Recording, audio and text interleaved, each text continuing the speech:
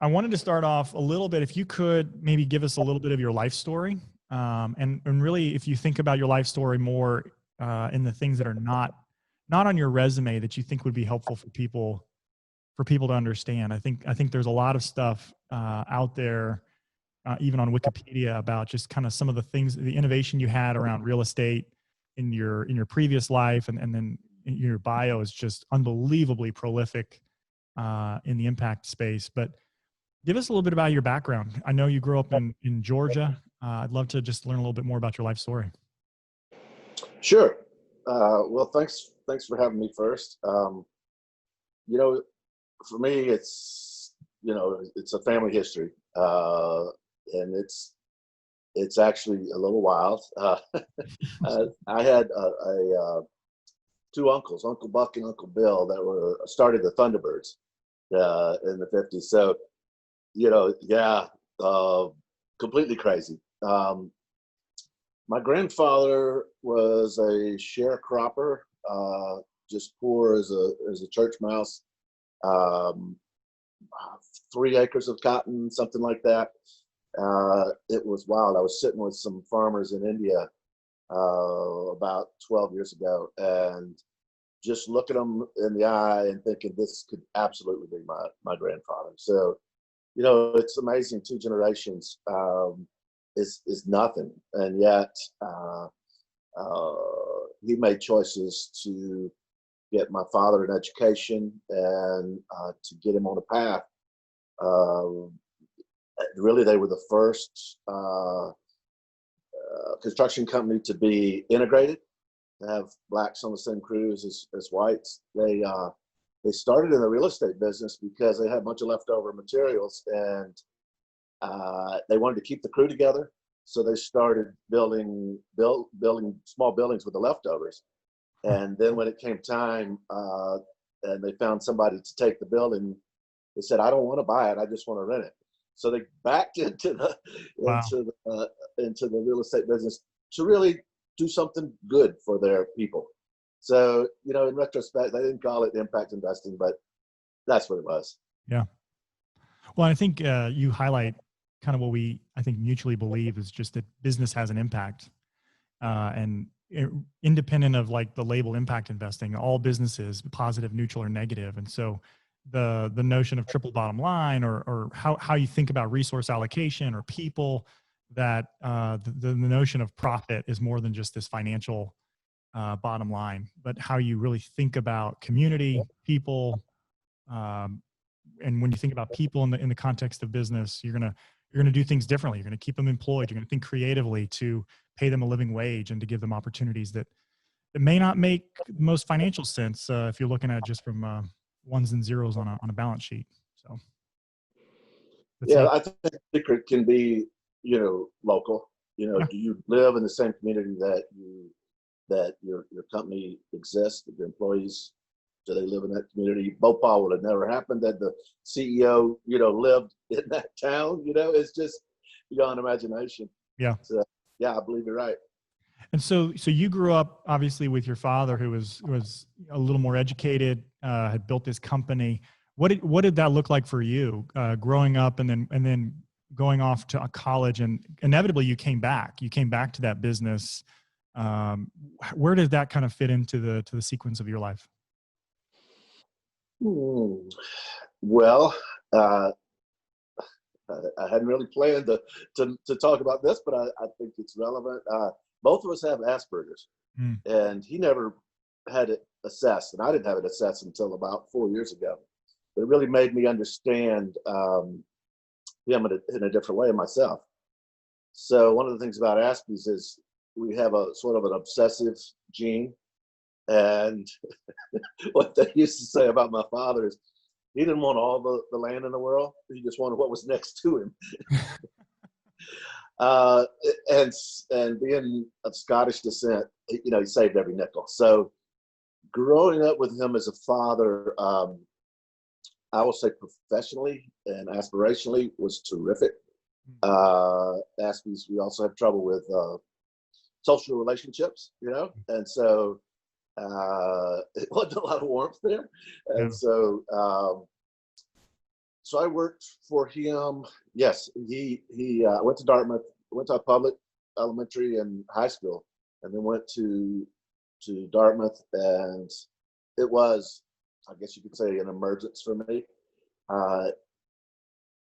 You know, with a family with wealth, you always wonder if your success is tied to what you have rather than who you are. Mm. You know, until I got to Dartmouth, and then if it wasn't up to me, you know, I would have been sent home, you know, the fall quarter. And so that was a great thing for me to just say, okay, I've got some gifts, including the opportunity to be here, and I better just knuckle up, hunker down, and go for it. Yeah. So I came back. I actually got a job in Mobile, Alabama, with the International Paper Company, and my father was like, "Wait, got to come back to the family business." Wow. And so he did recruit me, or encourage me, and I started in sales. And for me, you know, this is a theme actually. Just the customer focus, you know, rather than construction and being really proud of your design. It ultimately matters, you know, how your customer experiences that design, and the quality and the speed. You know, and that really changed, you know, in the South, you know, while we were way behind when I started. So it wasn't really that hard to know how to pivot, you know, and this is, of course, a theme with impact investing, not only in your investment strategy, but in the enterprises that we invest in. So that was a firsthand crash course in you know, running a venture. I was made president at way too early an age, 27. Again, I was pretty good at strategy. I was terrible with people. You know, I just didn't truly appreciate you know, how people think, and how to create an environment where people feel safe, you know, and secure, and are, you know, can share their dreams, and you know, give it their extra in tough times. You know,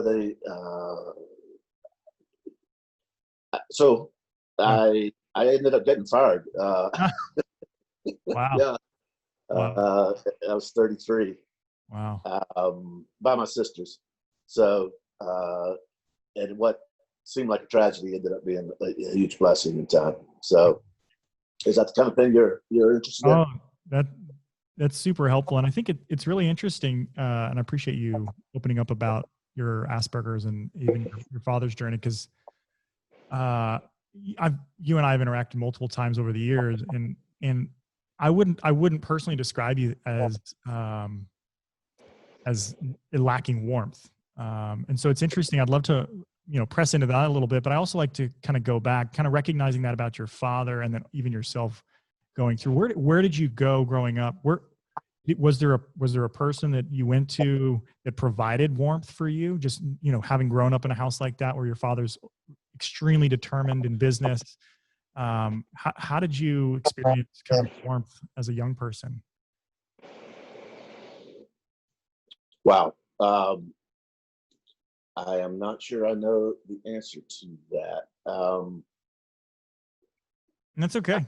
I guess it was probably rooted in loneliness, you know, just in trying to make some friends, and to really get out of the house. And I always just wanted to be a regular guy. I've got one friend, you know, let's see, we met when I was 14. I'm 59, you know, and so it wouldn't take a lot of people, but just a few. This is, I think, a funny story.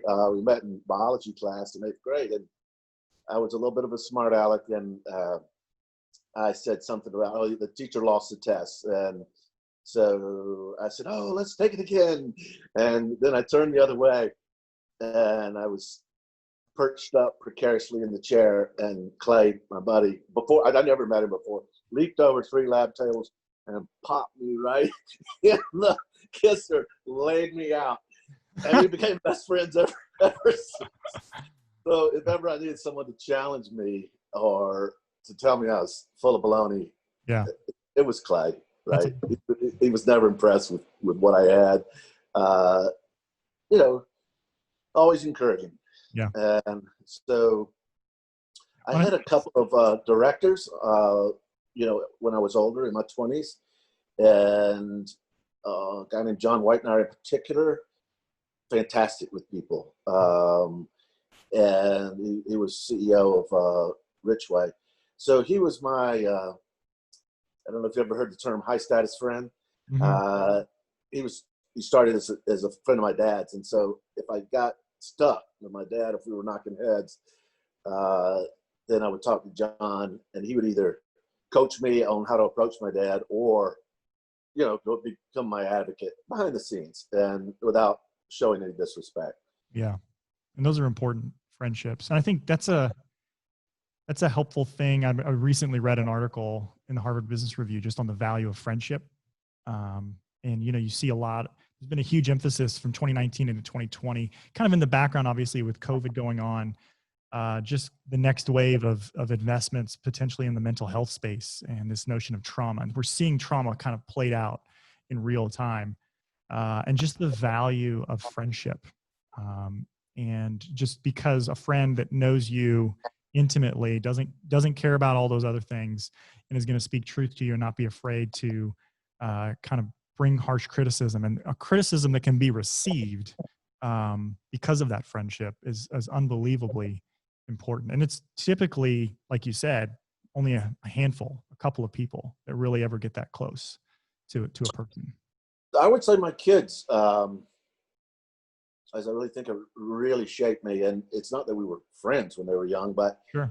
I of course, love them deeply. And so they had a influence over me that was dramatic, and I really committed to be a better father. And so, it was just try stuff and pivot. One of the stories I wanted to tell was like trying to teach them the purpose of money. Mm. And it's really, I would tell them, I started giving them allowance when they were 4. But they had to split it between spending, saving, and giving. Mm. Okay. 1/3 each. And the spending, normal stuff, right? And that can be fun. The saving, not that big a deal, but the giving was transformational. Wow. I could tell you stories that would make you weep. So Yeah, it's powerful to think I've got 4 daughters myself and do something similar, and just the creativity around giving when you don't think about money, I think, as you do as an adult, where you start to consider, you're looking at risk and you're hedging against future uh, downsides of decisions you might make, and just the freedom to give freely, and what do you care about and what do you press into. It's really cool to see. And then what I've seen, and I'm sure you maybe experienced some of the same, they get so excited about the thing that they're pursuing. They actually take money out of their spend and reallocate it. And you're just like, okay, I mean, your money, you can totally do that. And it's just foreign to me as an adult to think about that. So I, about the time they're 8, their video kicks in, and more so than the audio. And so my kid's extremely independent, and so they did sort of stop listening at some point and started watching, what my choices were. And so learning to teach and learning to learn from them changed. And the travel, and watching and having the same experiences.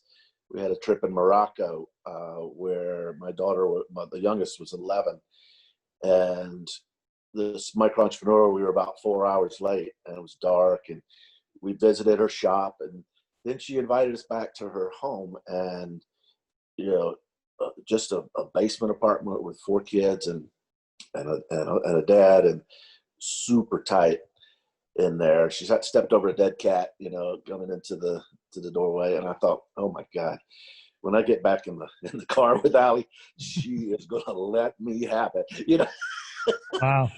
But we listened, and she served us soup.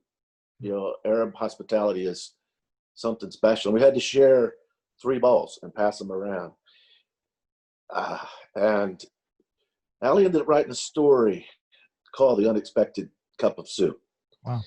And she told that woman's story vividly, and the power that she had in buying a sewing machine and in hiring, and it was 45 dirhams. She was like, how do you remember that? Wow.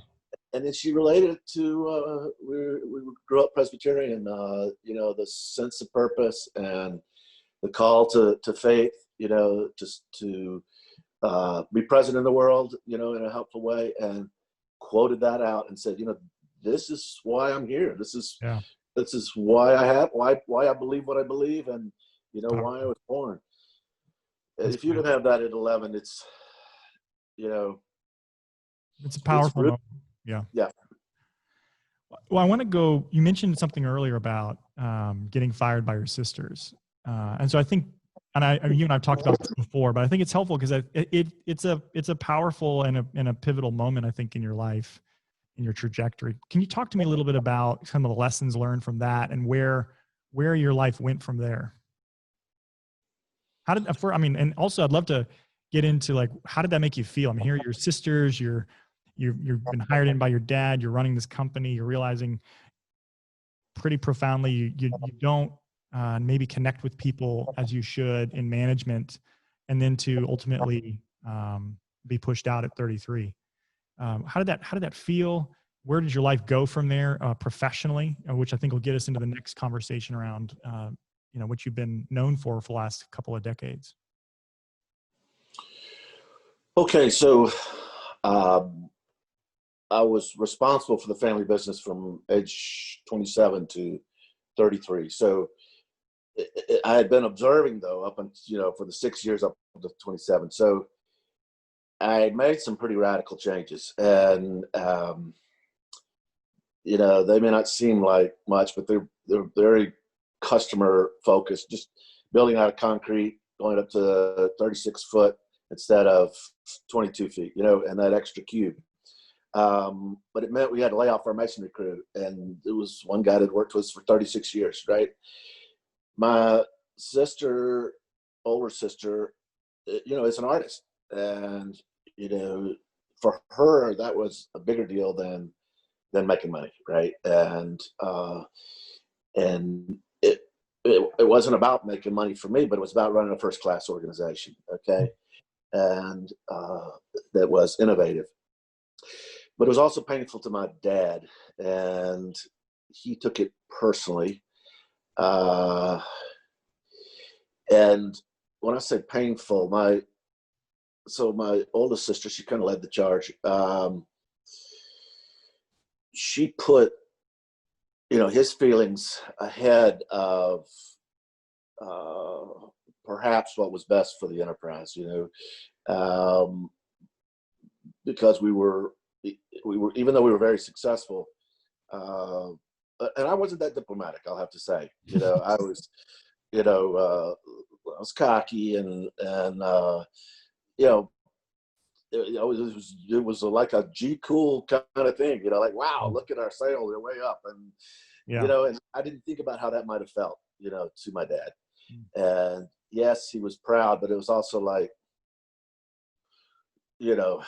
Oedipus, here I am in some ways making him look bad that he didn't make these changes when he was CEO. And I had no clue. I did not see that coming. So I did not see the firing coming. I at first was okay. I was like, I don't understand it. It's a mystery. But, I have some real estate, that was in my name. So I said, well, we'll just divide it up basically in thirds, and I'll move on, and I know I did my best. for you. And, was it what you wanted? I don't know, but it was the best I could do. And, we'll divide the people up. I had hired most of the people, and they said, "Oh, you're not taking anybody with you." And I said, these people are loyal to me, I thought. So my first, when that sentence, I became afraid. Wow. Because, your team that you work with every day, your colleagues,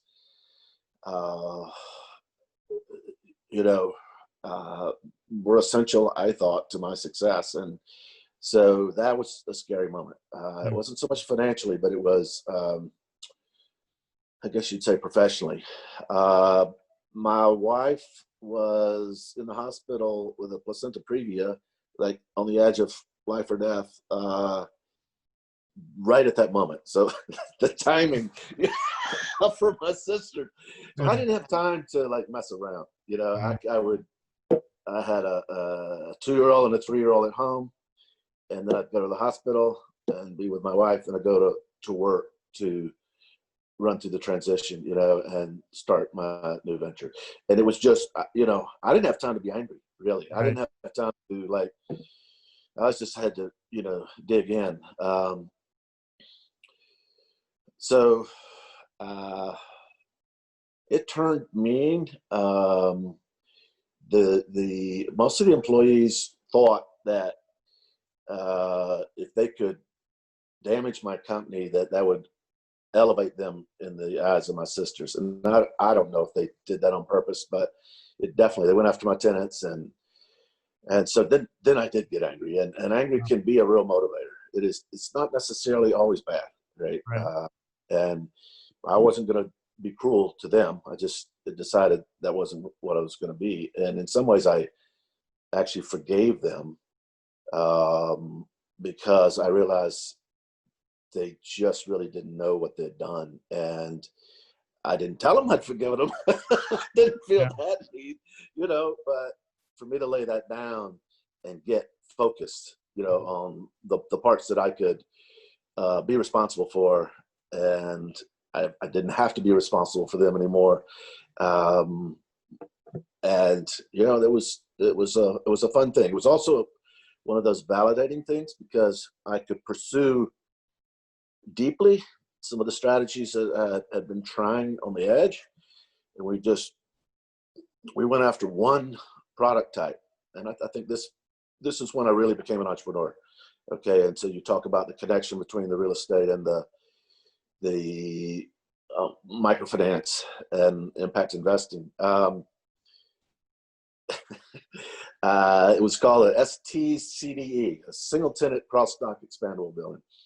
And it was really the logistics world that was changing. And so all the buildings were like Amazon buildings, right? So instead of having 30 warehouses across the country, you have 3, California, Northeast, Southeast, maybe 4 or 5. And so I watched, again, customer focus. I watched where the customer couldn't find an existing building that they wanted to take, so they had to build one and go to a great delay and expense and do something that's not within their expertise, just so they could be in the location and have the building design that they wanted. So I basically follow them around, right? I just, Louisville, Kentucky, next to UPS. I said, okay, I'm just gonna try a spec building. So we built a 400,000 square foot spec building in Louisville, Kentucky. It was the biggest building, spec building that was built by a factor of 10. So people thought I was crazy. Well, bang, we had prospect after prospect after prospect. I mean, it was just as fast as we could go. Wow. So that was fun. We became the 8th largest industrial developer in the United States. And, I don't say that bragging. It was a gee whiz thing for me. It was like, this is way bigger than I ever imagined, and it's way bigger in terms of, in fact, we made it to 8th, was put in the paper. I didn't even know it. And so, you feel like you're part of something really big. Yeah. And you're helping to create it, but you know that there's this, however you want to say it, higher power, a spirit that's, that's also present and also creating, whether they're working through the customer to guide you, or through your employees, or through your mentors. I had a couple of lenders that were really great coaches. And I think the sense of purpose, I really wasn't wild about putting money in my pocket. It was really, we were building a foundation at that time. And well, I was going to say, it's interesting to kind of hear you talk through that change and being let go, being surprised by the family. There's a couple of things, because I'm hearing you say also, like, your sister, the vision of your sister and your father was different. It wasn't necessarily bad. It was just different. And so a passion for a business in this fashion versus a passion for creativity and innovation and pressing forward with a new business model. It's unfortunate, but oftentimes, two competing visions in one business make it, are not tenable. And so what resulted was this separation, but it allowed you, even in the midst of your grief and your anger, to kind of press forward. I was on a panel this morning, even with talking about just the COVID crisis and how can we use the crisis as a catapult for innovation. And it sounds like in the business, you were able to kind of take what was a personal crisis and really try something that resulted in unbelievable growth for your business. So then I want to fast forward a little bit to how did you go from, this family business, real estate, eighth largest industrial? What was the flipping point, the turning point rather, for you to this idea of impact investing?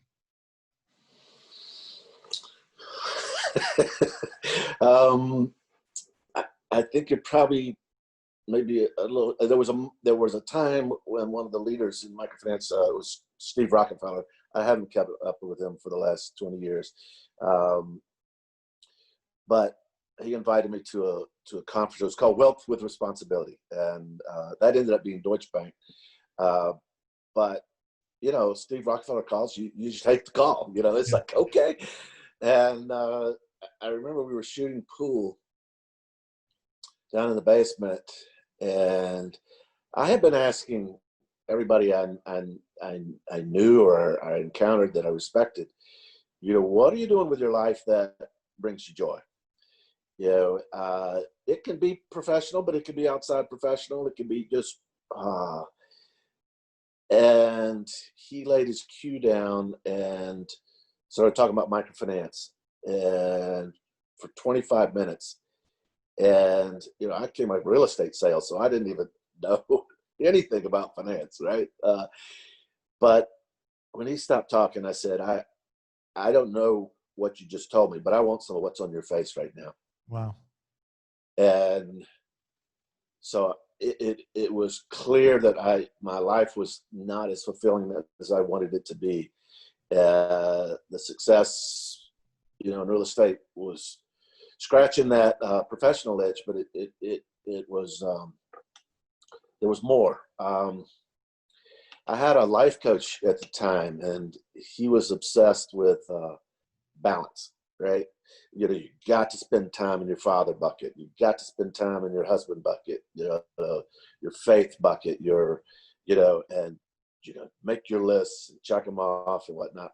And I followed this, and it was definitely a kickstart. But then I thought, wait a minute. What if I invested in a way that was helpful, to the communities? I started thinking about putting grass on the roofs of these buildings, right? And so the water would, and so they were prettier, and then also the water would go slower off the flow of the site. It's and I thought, just to be a good citizen, and so there's some convergence between, the three things. There's some, the spending, saving, giving. It's really that simple. Between, the saving or investing and the giving back to, the community. And, the spending, for me was about the experience of joy, and, that's important. Mm-hmm. One of your questions is about purpose, and another word for purpose is calling. I think it was Buchner that said, our calling is where the world's greatest needs intersect with your greatest joy. And people think about a calling in terms of, I gotta go and serve, and it's supposed to be hard and these things. And it is hard. Joy is not happiness. It's about satisfaction and fulfillment and, feeling part of something. And so I wasn't feeling that in the real estate. And so I am sort of bold, so I just, he invited me to a fund meeting, a little $3 million fund that Assad Mahmoud was managing at the time. And Assad really became my guide, my Sacagawea, to Lewis and Clark. And I just soaked it up. I quickly realized that I really wasn't going to understand microfinance, from reading a balance sheet or cash flow or assets under management or PAR or these things. I had to go see it. Yeah. And so I took a around the world trip, visiting microfinance banks all over the world. And it was really, I got to meet Dr. Yunus. I got to meet some very inspiring leaders. But it was a borrower in Bangladesh who I had met during a group meeting, and she invited me back to her hut, with a translator and this kind of thing. And it was mind blowing, to see again her hospitality. And for some reason, we started talking about. I asked her, what are your dreams? And her head's down like this, and she starts to talk about her dreams for her children, for especially her girl child, who she hoped to be able to stay in school as long as the boy, and she had dreams for her relationship with her husband, that she would be in on some of the family decisions that were important. She had dreams for her business. It was really interesting how she felt respected and rewarded and successful in her dreams. It was the supplier that she wanted to be able to negotiate with that supplier with strength. And if she had that loan and that capital in hand, the cash in hand, she could do it. She could get much, much better terms, Then she started talking about walking down the path in her village and just having the elders nod to her, and feeling part of a community, helping make it a better place. She wanted to serve on the village council. She wanted to stop honor killing, at her village. She had dreams for the Bangladeshi people. This woman's 27 years old or maybe 28. And she says, more Bangladeshi serve in the UN peacekeeping forces than any other country, not in percentage terms, in absolute terms. Just very proud of that. And then she looked at me and she goes, well, what are your dreams? Wow. And I came to understand, that was like a flash in microfinance, is she can now consider me a peer. Wow. And yes, she's a borrower and I'm a lender, but she looks me dead in the eye and she knows that she's critical, to the success of that microfinance bank. Right. Yeah. And the mutual benefit. Yeah. And so as I was thinking about her question, I said, my dreams sound a lot like your dreams. Yeah. Right. I would love to be prouder of my country. Yeah.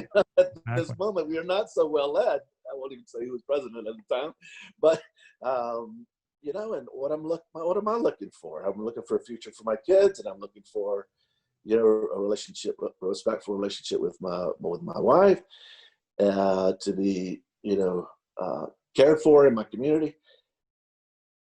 so this became it was just like a lightning striking, you know, in terms Yeah. of my whole, I mean, this became my purpose, you know.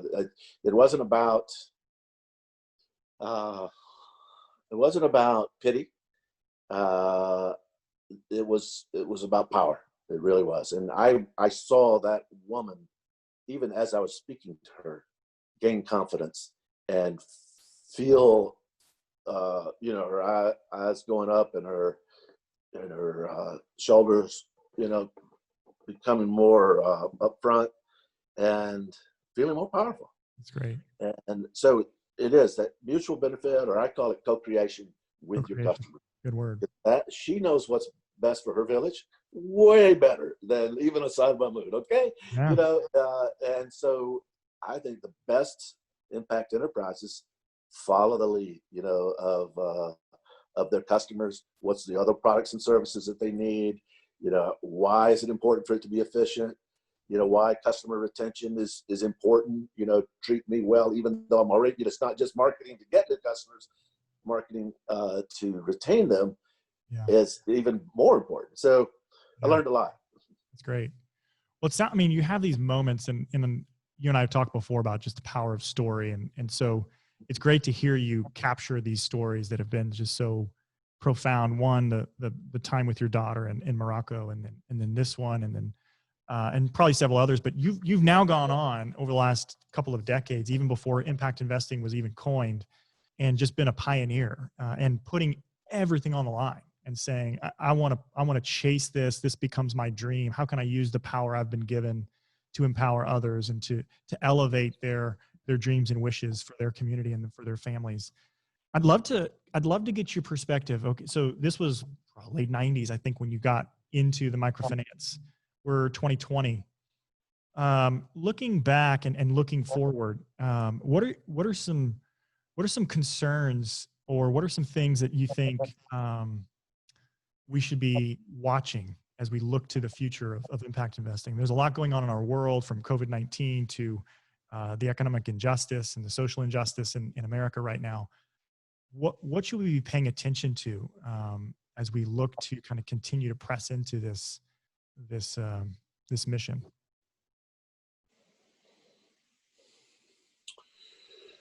Well, a simple one, I think, for investors, but so rarely done, is really showing up and being present. And I'm not talking about with the bank president or the loan officer. It's back to getting in the field, okay, and observing, having these conversations. Uh, you know, it takes looking at yourself a different way. I mean, I have tremendous respect for you know, for say Gates or Zuckerberg, Chan, to go into Nigeria, you know, and talk to folks. But if you fly in on a private jet, you know, and your experience is going to be, people are going to treat you differently, right? Um, I had a guy with a microfinance bank in India that just taught this so profoundly. I mean, we drove, you know, out 40 miles from Bangalore, and we stayed in a hotel. It was $4 a night. Okay. And he would take students and professors and investors, and we were all piled in the same van, right? Young and old, blue jeans, you know, dirty sneakers. And so the people we're talking to didn't know me, you know, they didn't hold me in any special status. And so you get the truth. You get some criticism, you know, you get to know, like, you know, people aren't sucking up to you. They're, you know, like, why are you here? Mm. You know, what's your purpose, you know? Yeah. And, you know, to answer those questions, they stick. And so when you go back home and you're trying to decide what to invest in, uh, uh, it matters. You know, another life coach taught me, he said, really to try to define my life purpose. And he said it simply. He says, what I see you doing is having courage and encouraging. Having And courage and encouraging. both. Yeah. And I know you saw it with Village Capital. Village Capital started this crazy thing, pure selected, investment. I mean, it really was. We were called, what did Kevin call it? Bonkers. He said I was bonkers. And, but I enjoyed talking to the entrepreneurs, and I was inspired by them. And I did try to encourage them. And oftentimes that encouragement was a bigger deal than the $50,000 check. That's important too. But I think you're hitting on something that's really interesting. This idea of presence, and I think what I'm also hearing you have to say is like this notion of humility, presence and humility, which I think is a helpful thing to kind of come in, not projecting that you know everything, and listening and being willing to kind of how do you use your courage? How do you have courage, and how do you encourage? And I think it's interesting because like we're kind of at this point, previous conferences, even this year, talking about going mainstream and just the exciting opportunity where there seems to be some outcomes around impact investing or value aligned investing that are showing it's financially a sure thing or a good thing to do, and that beats benchmarks. But I think what I'm hearing you say is there is a concern as things go mainstream, if you will, they get more broad adoption. We corporatize them. We lose touch with the stories and the people, and don't take the time to travel, to meet with the entrepreneurs and hear their stories and their dreams, and to share our stories and our dreams, where there's going to be real connection, and maybe something completely different than what you thought you were going there to invest in emerges. Do you have an example? Because I know you're a world traveler and you love to kind of meet with people. Do you have an example of where you went in thinking one thing, you came out and an unbelievable friendship or opportunity emerged that has really been catalytic for how you think about community and people? Well, we're deep into education finance now, and so definitely James Tooley is one of my mentors, and the guys that started life as a socialist. There's no doubt. It's the service is a means to an end, and he he even spent time in jail for his work in microfinance, and wrote a book about it. So it's not not so private.